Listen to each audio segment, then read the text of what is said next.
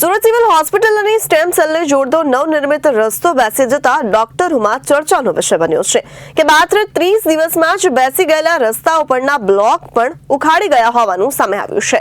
ત્યારે હાલમાં સ્ટેમ સેલને કાર્યરત કરવાના આદેશ બાદ વર્ષોથી જર્જરિત રસ્તાઓને પીઆઈયુ દ્વારા બનાવવામાં આવ્યા હતા। તબીબી સૂત્રોએ કહ્યું કે કરોડોના કોન્ટ્રાક્ટમાં લાખોનું અપાતું કમિશન ઉખડી ગયેલા રસ્તાનું ઉદાહરણ બની સામે આવ્યું છે।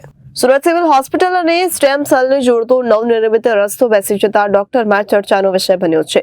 માત્ર 30 દિવસમાં જ બેસી ગયેલ રસ્તાઓ પરના બ્લોક પણ ઉખાડી ગયા હોવાનું સામે આવ્યું છે।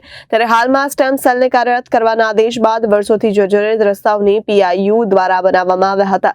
ત્યારે તબીબો સૂત્રોએ કહ્યું હતું કે કરોડોના કોન્ટ્રાક્ટમાં લાખોનું અપાતું કમિશન ઉખડી ગયેલ રસ્તાનું ઉદાહરણ બની સામે આવ્યું છે।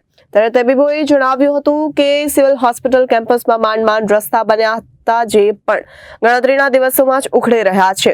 જેને લઈને હોસ્પિટલ અને મેડિકલ કોલેજના વહીવટીદારોની ભૂંડી ભૂમિકા સામે આવી છે। ત્યારે કેમ્પસના રખીવાળ સરકારી મેડિકલ કોલેજના ડીનની ચૂપકીદી પણ સામે ઘણા પ્રશ્નો ઉભા થયા છે। ત્યારે જેને લઈને ડોક્ટર અને હોસ્પિટલના સ્ટાફમાં રોષ જોવા મળ્યો છે।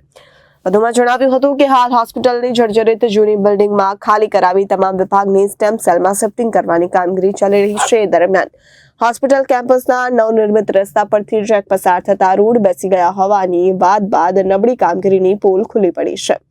ત્યારે સોમવારની મોડી સાંજે એક ટ્રક પસાર થયા બાદ રોડ બેસી ગયા હોવાની વાત સામે આવી છે। એટલે કે ટ્રકનું વજન ન ઉપાડી શકતા રોડ બનનાર કોન્ટ્રાક્ટની કામગીરી સામે અનેક પ્રશ્નો ઉભા થયા છે। Bureau report Janadesh news Surat.